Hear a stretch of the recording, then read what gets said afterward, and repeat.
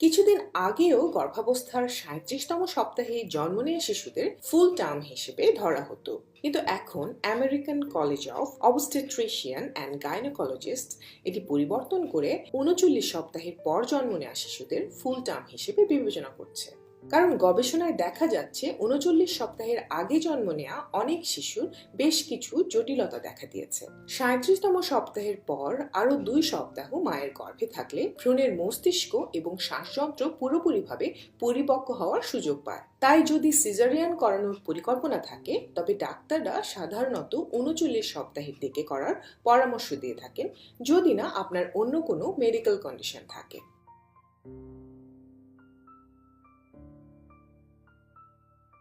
গর্ভাবস্থার ৩৭তম সপ্তাহে শিশুটি বাইরের পৃথিবীতে বেঁচে থাকার কৌশলগুলো ঝালিয়ে নিতে থাকে। শ্বাস প্রশ্বাসের মাধ্যমে অ্যামনিওটিক ফ্লুইড গ্রহণ ও ত্যাগ করার মাধ্যমে তার শ্বাসযন্ত্রের বিকাশ হচ্ছে, বুড়ো আঙ্গুল চোষার মাধ্যমে তার খাবার গ্রহণের দক্ষতা বাড়ছে এবং কিছু কিছু অ্যামনিওটিক ফ্লুইড গেলার মাধ্যমে তার পরিপাকতন্ত্র সুগঠিত হয়ে উঠছে। ভ্রূণটি এখন বিভিন্ন মুখভঙ্গির মাধ্যমে তার মুখের পেশিগুলোর ব্যায়াম করতে থাকে। সেই সাথে তার শ্রবণ শক্তি বৃদ্ধি পাওয়ার ফলে তার মোরো বা স্টার্টল রিফ্লেক্স আরো জোরালো হয়ে উঠছে। উচ্চ শব্দ বা তীব্র আলোতে নবজাতক শিশুরা হঠাৎ আঁতকে ওঠার যে প্রবণতা দেখায় তাকেই স্টার্টল রিফ্লেক্স বলে। ভ্রূণের হাতের নখগুলো পুরোপুরি গজিয়ে গেলেও পায়ের নখের বৃদ্ধি এখনো চলমান, তবে খুব দ্রুতই সেগুলো পরিপূর্ণতা লাভ করবে। শিশু ভূমিষ্ঠ হওয়ার পরও তার হাতের নখ পায়ের নখের চাইতে দ্রুত বৃদ্ধি পায়, তাই হয়তো কয়েকদিন পরপরই তার হাতের নখ কাটার প্রয়োজন পড়বে। ভূমিষ্ঠ হওয়ার আগ পর্যন্ত আপনি গর্ভের শিশুর নড়াচড়া বুঝতে পারবেন।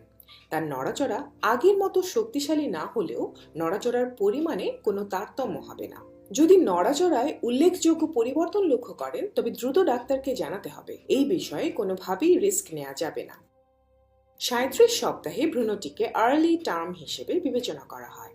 এই সপ্তাহে শিশুটি ভূমিষ্ঠ হলে তার কিছুটা নিবিড় পরিচর্যার প্রয়োজন হতে পারে, আবার নাও হতে পারে। এই সময় জন্ম নেওয়া শিশুর বেঁচে থাকার সম্ভাবনা ৯৯ ভাগেরও বেশি। ভ্রূণের আকার ৩৭তম সপ্তাহে একটি বড় সাইজের মিষ্টি কুমড়ার সাথে তুলনা করা যায়। এই সময় ভ্রূণের উচ্চতা থাকে ১৯.১৩ ইঞ্চি বা ৪৮.৬ সেন্টিমিটার এবং এর ওজন হয় আনুমানিক ৬.৩০ পাউন্ড বা ২৮৫৯ গ্রামের মতো। ৩৭তম সপ্তাহের দিকে এসে ভ্রূণের অঙ্গ প্রত্যঙ্গের স্বাভাবিক বিকাশের মধ্যে বেশ কিছু পরিবর্তন আসে, যেমন ভূমিষ্ঠ হওয়ার পর ব্রেস্টফিড করার জন্য শিশুর চোষা এবং গেলার দক্ষতা খুবই প্রয়োজনীয়, আর এ সময় সে এসব দক্ষতা আরও ঝালিয়ে নিতে থাকে। সাধারণত ৩৮ সপ্তাহের মধ্যে ভ্রূণটি চোষা এবং গেলার সমন্বয় করতে শিখে যায়। গর্ভধারণের ৩৭তম সপ্তাহে ভ্রূণের আঙ্গুলগুলো পরস্পরের মাঝে অনেক বেশি সমন্বয় সাধন করতে পারে। সে তার আঙ্গুলগুলো দিয়ে মুঠো করে কিছু ধরতে পারে। কখনো কখনো সে অ্যাম্বেলিকাল কর্ড বা এক হাত দিয়ে অন্য হাতকে ধরে রাখে। এই দক্ষতার কারণে ভূমিষ্ঠ হওয়ার পরপরই সে আপনার হাতের আঙ্গুলও ধরতে পারবে।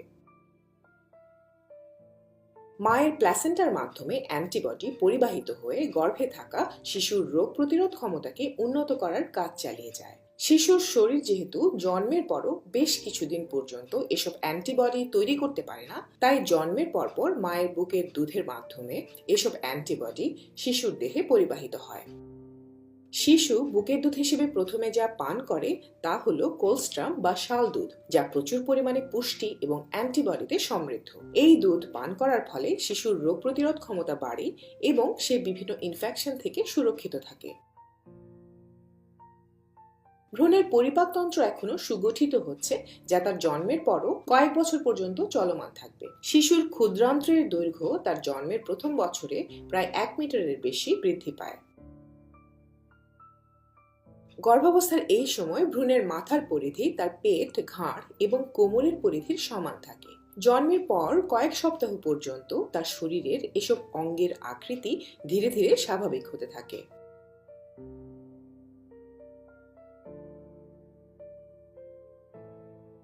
৩৭তম সপ্তাহে এসে প্রায় ৯৭ ভাগ ভ্রূণের মাথা নিচের দিকে থাকে এবং তাদের মুখ থাকে মায়ের পিঠের দিকে।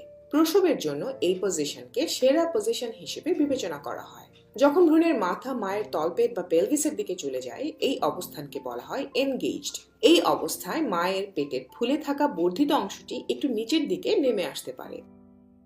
যদি 37 সপ্তাহেও ভ্রূণ ব্রিজ বা ট্রান্সভার্স লাই পজিশনে থাকে, তবে ডাক্তার হয়তো ইসিভি বা এক্সটার্নাল সেফালিক ভার্সন করার পরামর্শ দিতে পারেন। এই পদ্ধতিতে আপনার পেটে চাপ প্রয়োগ করে কৃত্রিম উপায়ে ভ্রূণের অবস্থান পরিবর্তন করার চেষ্টা করা হয়। এটি একটি নিরাপদ প্রক্রিয়া, তবে কিছু কিছু ক্ষেত্রে জটিলতার সম্ভাবনা থাকে, তাই অবশ্যই এটি প্রশিক্ষণপ্রাপ্ত ডাক্তার বা মিডওয়াইফের মাধ্যমে করতে হবে।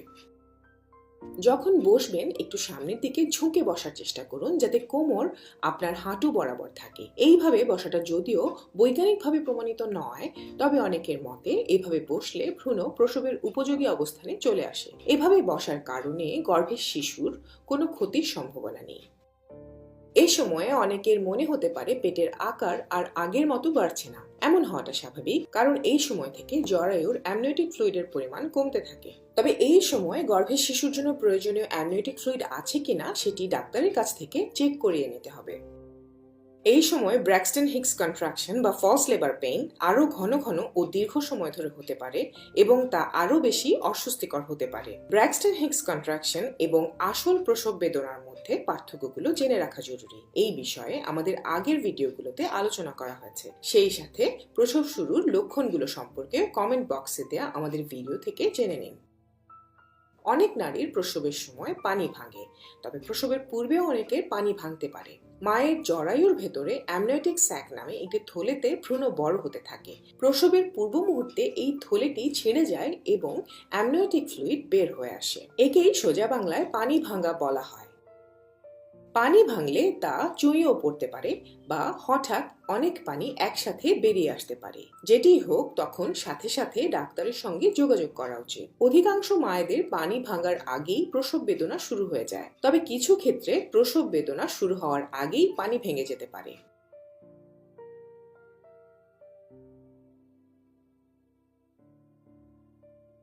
এই সময় সাদা স্রাব বা লিউকোরিয়া নির্গত হওয়ার পরিমাণ বেড়ে যেতে পারে। গর্ভাবস্থায় এস্ট্রোজেন হরমোনের পরিমাণ বেড়ে যায় এবং ভ্যাজাইনার আশেপাশে এ সময় রক্ত প্রবাহ বৃদ্ধি পায় বলেই এমনটা হয়। এই বিষয়টি অস্বস্তিকর হলেও এর বিশেষ উপকারী দিক আছে। এই ডিসচার্জ জরায়ুমুখ এবং জন্মনালীকে বিভিন্ন ধরনের ইনফেকশন থেকে রক্ষা করে এবং ভ্যাজাইনাল এরিয়ার বিভিন্ন ব্যাকটেরিয়ার ভারসাম্য বজায় রাখে।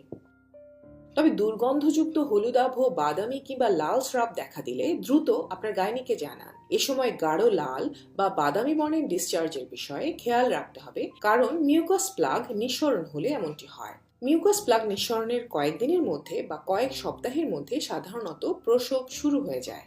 এছাড়াও প্ল্যাসেন্টার কিছু সমস্যার কারণেও এ সময় রক্তক্ষরণ হতে পারে। গর্ভাবস্থায় অধিকাংশ মায়ের বুক জ্বালা পোড়া করে। এই বুক জ্বালা কখনো শুধু বুকে, আবার কখনো শুধু গলায় বা উভয় স্থানেই হতে পারে। গবেষণায় দেখা গেছে প্রথম সন্তান জন্মের সময় এই সমস্যা বেশি হয়। অনেকেই আছেন যারা জীবনে প্রথমবারের মতো এই সমস্যা অনুভব করে থাকেন গর্ভধারণকালে। যদিও বুক জ্বালা পোড়া করা গর্ভাবস্থার স্বাভাবিক উপসর্গগুলোর মধ্যে একটি এবং এর তেমন ক্ষতিকর প্রভাব নেই, তারপরও এই সমস্যা অনেকের অস্বস্তির কারণ হতে পারে।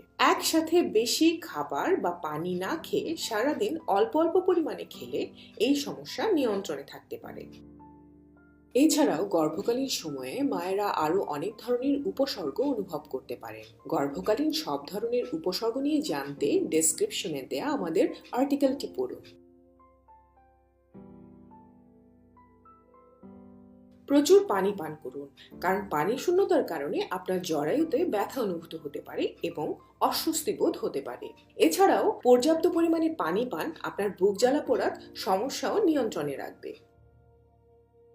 টয়লেটে যাওয়ার ক্ষেত্রে সতর্ক থাকতে হবে, কারণ এই সময় মায়ের শরীরের ভারসাম্য ঠিক থাকে না। যে ধরনের স্যান্ডেলগুলোতে স্লিপ করার সামান্যতম আশঙ্কাও থাকে, সেগুলো দ্রুত পাল্টে নিরাপদ স্যান্ডেল ব্যবহার করতে হবে। আপনার বাথরুম যেন পিচ্ছিল হয়ে না থাকে, সেদিকে বিশেষ দৃষ্টি রাখুন। আপনার প্রসব পরিকল্পনা ইতিমধ্যে তৈরি হয়ে যাওয়া উচিত। প্রসবের সময় আপনি কি কি চান, কিভাবে এবং কোথায় প্রসব করাতে চান সেটি অবশ্যই ঠিক করে ফেলা জরুরি। যদি আপনার আরো সন্তান থাকে তাহলে আপনি হসপিটালে থাকা অবস্থায় তার বা তাদের দেখাশোনার জন্য কে থাকবে সেটাও ঠিক করে ফেলতে হবে। হাসপাতালে যাওয়ার জন্য এর মধ্যে ব্যাগ গুছিয়ে না রাখলে দ্রুত গুছিয়ে ফেলুন। হাসপাতালে থাকার সময় নানা ধরনের খরচ হতে পারে, আর সেই জন্য প্রয়োজনীয় অর্থের সংস্থান আগেই করুন। প্রয়োজনে আত্মীয় স্বজনকে বলে রাখুন। আপনার আত্মীয় স্বজনদের মাঝে যাদের সঙ্গে আপনার রক্তের গ্রুপ মিলে যায় তাদের বলে রাখুন। রক্তের প্রয়োজনে তাদের ডাকার জন্য প্রস্তুতি নিয়ে রাখুন। নিরাপদ প্রসব সম্পর্কে চিকিৎসকের কাছ থেকে জেনে নিন। মা হওয়ার মানসিক প্রস্তুতিও থাকা প্রয়োজন। সন্তান জন্মের পর মায়ের করণীয় সম্পর্কে জেনে রাখুন গর্ভাবস্থায়। হাসপাতালে পৌঁছানোর রাস্তাগুলোর বিষয়ে খোঁজ খবর নিয়ে রাখুন, যাতে করে আগে থেকেই জানা যায় কখন কোন রাস্তায় গেলে সময় কম লাগবে আর কোন রাস্তায় একেবারেই যাওয়া যাবে না। আপনার শিশুর জন্য শিশু বিশেষজ্ঞের বিষয়ে এখনই খোঁজ খবর নিতে শুরু করুন। জন্মের পর সাধারণত হাসপাতালেই শিশুর চেক আপ করে নেওয়া হয়, তবে আপনার যদি পছন্দের কোনো শিশু বিশেষজ্ঞ থাকেন তবে তার সাথে কথা বলে রাখতে পারেন চেক আপের বিষয়ে।